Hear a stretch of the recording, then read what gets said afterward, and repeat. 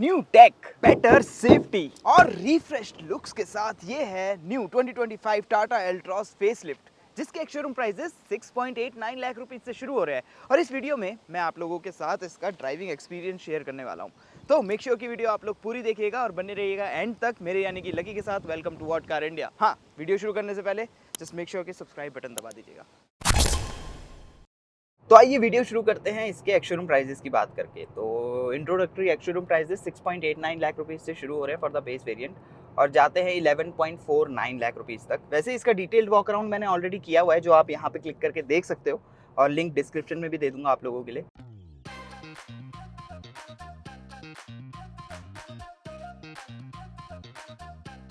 अब बात करते हैं इसके ड्राइव एक्सपीरियंस की। तो इसमें आपको 3 पावर ट्रेन के ऑप्शन मिलते हैं। एक है 1.2 litre 3 cylinder petrol engine Revotron, जो डेवलप करता है 88 horsepower and 115 newton metres of torque. उसके साथ आपको 5 स्पीड मैनुअल, 5 स्पीड AMT और 6 स्पीड ड्यूल क्लच ट्रांसमिशन, तीनों ही गियर बॉक्सेस के ऑप्शन मिलेंगे। हाउएवर हमारे पास ड्राइव में कोई भी ऑटोमेटिक उपलब्ध नहीं है, तो हम सिर्फ मैनुअल की बात करने वाले हैं। दूसरा है आपका 1.2 litre CNG plus petrol engine और तीसरा है आपका 1.5 लीटर टर्बोचार्ज डीजल इंजन, जो कि मैं अभी ड्राइव कर रहा हूँ। 90 horsepower and 200 newton metres of torque ये आपको बना के देता है। अब इस इंजन के साथ अच्छी बात क्या है कि जो आपका पीक टॉर्क है वो आपको एक काफी अच्छी रेव रेंज में मिलता है, 1250 से 3000 RPM तक।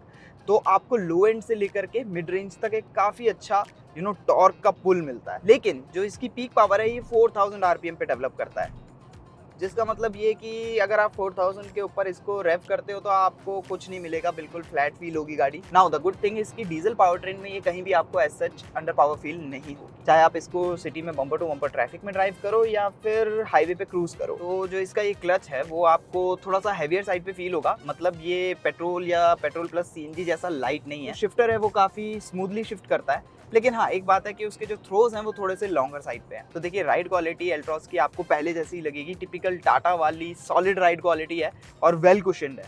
तो थर्ड की साउंड या फिर शॉक्स के बॉटम आउट होने की साउंड कैबिन के अंदर नहीं आती है। अब इस सॉलिड राइड क्वालिटी का सबसे बड़ा फायदा ये होता है ना कि इस गाड़ी के जो ड्राइविंग डायनेमिक्स हैं वो काफी अच्छे हैं, आपका दिल खुश कर देंगे, क्योंकि किसी तरह के बाउंसेस आपको फील नहीं होते। As a result long journeys इस गाड़ी में काफी कंफर्टेबल रहेगी। जब आप हाईवे पे हाई स्पीड पे क्रूज कर रहे होते हो ना, तो स्टीयरिंग अच्छा खासा वेट देता है आपको, कॉन्फिडेंस अच्छा खासा मिलता है, सिटी के हिसाब से लाइट है। मोर ओवर इसमें आपको 360 डिग्री कैमरा भी मिलता है। अब देखिए क्योंकि 360 डिग्री कैमरा ऐड हो गया है, एज अ रिजल्ट आप लोगों के लिए लेन वॉच कैमरा भी यहाँ पे टाटा मोटर्स ने ऐड कर दिया है। नाउ द थिंग इज कि जो ये अकम्प्लिश्ड वेरिएंट में चला रहा हूँ, इसमें आपको वो टॉप वेरिएंट वाली डिजिटल डिस्प्ले नहीं मिलता है, जैसे मैंने बताया। एज अ रिजल्ट जो पूरा का पूरा फीड है वो यहाँ पे आता है, जो कि मुझे थोड़ा सा इरिटेटिंग लगता है। और इससे मुझे याद आते हैं ऐसे 3 फीचर्स जो कि मुझे कुछ खास पसंद नहीं आए। जैसे कि सबसे पहले तो हो गए आपके टच सेंसिटिव क्लाइमेट के कंट्रोल्स।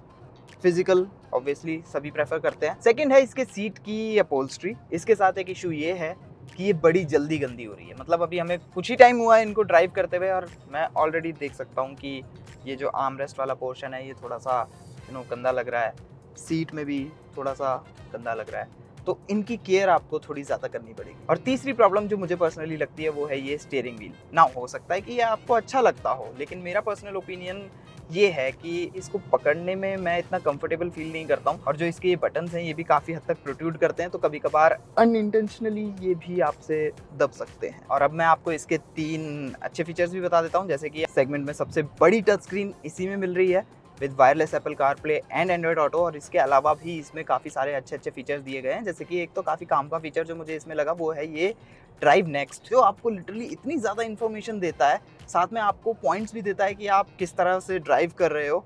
मतलब डेटा बहुत सारा है यहाँ पे, तो अगर आप डेटा गीक हो मेरी तरह तो आपको ये काफ़ी अच्छा लगेगा, इंटरेस्टिंग लगेगा। सेकेंडली सेगमेंट में सबसे बड़ा 10.25 इंच का डिजिटल ड्राइवर डिस्प्ले, जिसमें आप मैप, नेविगेशन वगैरह सब कुछ लगा सकते हो, वो आपको एल्ट्रॉस में मिलता है। थर्ड, इसमें आपको एक छोटी सनरूफ मिलती है और साथ में एयर कंडीशनिंग में आपके लिए एक एक्सप्रेस कूल वाला फीचर है, जिसको जैसे ही आप प्रेस करते हो तो वो मोड ऑन हो जाता है और ये जो आपकी विंडो है ये अपने आप नीचे चले जाती है। एज अ रिजल्ट कैबिन काफ़ी जल्दी ठंडा होता है। और अब मैं आ गया हूँ टाटा एल्ट्रॉस iCNG में। तो बॉनेट के अंदर 1.2 litre CNG plus petrol engine जो डेवलप करता है 74 हॉर्स पावर CNG में, और साथ में 103 न्यूटन मीटर्स ऑफ टॉर्क। मतलब ये है कि पावर डिलीवरी और परफॉर्मेंस आपको डिसेंट इनफ लगेगी। और परफॉर्मेंस से याद आया, हमने इसका 0 to 100 टेस्ट किया था, तो जैसा कि आप लोग नोट कर सकते हैं कि CNG मोड में 0 to 100 तक स्प्रिंट करने में इसको समवेयर अराउंड 16.7 सेकंड्स तक का टाइम लग जाता है। नाउ आई नो आप लोग इसकी फ्यूल एफिशिएंसी को जानने में ज्यादा इंटरेस्टेड होंगे, तो जब हमने इसका फ्यूल एफिशिएंसी टेस्ट किया तो हमें पता चला कि ये आपको कंबाइंड फ्यूल एफिशिएंसी दे सकती है 25.1 किलोमीटर्स पर किलोग्राम तक की CNG में। ऑनेस्टली फ्यूल एफिशिएंसी के केस में ये काफी अच्छे फिगर्स है, और इसीलिए यहाँ पे एक पॉइंट मैं आप लोगों को बोलना चाहूंगा कि अगर आपका सिटी रन ज्यादा होता है या फिर इवन आप हाईवे पे भी ज्यादा किलोमीटर्स कवर करते हो, तो उस केस में CNG आप लोगों के लिए एक काफी अच्छा ऑप्शन रहेगा। हालांकि यहाँ पे नोट करने वाली बात यह है कि जो CNG वेरिएंट है उसके लिए आपको समवेयर अराउंड 1,10,000 रुपए एक्स्ट्रा पे करने पड़ेंगे, और इसीलिए मैंने कहा कि अगर आपका रन ज्यादा होता है तब आप काफी जल्दी इसको ब्रेक इवन कर पाओ। बाकी रही बात इसका जो ये 5 स्पीड मैनुअल ट्रांसमिशन है, इसके क्लच और गियर बॉक्स के कॉम्बिनेशन से भी आपको किसी तरह की कोई शिकायत नहीं रहेगी। मतलब ये कि यस, जो क्लच है वो काफी लाइट है और उसको जज करना भी इजी है, लेकिन उसका जो पेडल है ना वो काफी ऊपर तक आता है। हाउएवर चाहे आप कोई भी वेरिएंट लें, यहाँ पे आपको एक डेड पेडल मिलता है, जो कि एक काफी अच्छी बात है। जब आप लॉन्ग जर्नीज करो या हाईवे पे क्रूज कर रहे हो उस केस में आपको कंफर्टेबल रखेगा। अब देखिए टाटा मोटर्स ने इसके डिजाइन को इम्प्रूव कर दिया, इसकी फीचर्स लिस्ट को इम्प्रूव कर दिया, केबिन को भी अच्छा खासा रिफ्रेश कर दिया। बट आई विश कि टाटा मोटर्स ने थोड़ा सा ध्यान इसके NVH के ऊपर भी दिया होता, क्योंकि जब आप हाईवे पे हाई स्पीड पे क्रूज कर रहे होते हो तब आपको ये जो चंकी ORVMs है ना, आपके यहाँ से काफी सारी विंड बफेटिंग की साउंड आती है, और जो टायर नॉइज है वो भी काफ़ी अच्छी खासी कैबिन के अंदर आती है, और ठीक ठाक अमाउंट ऑफ इंजन नॉइज भी कैबिन के अंदर ट्रेवल करती है पेट्रोल में।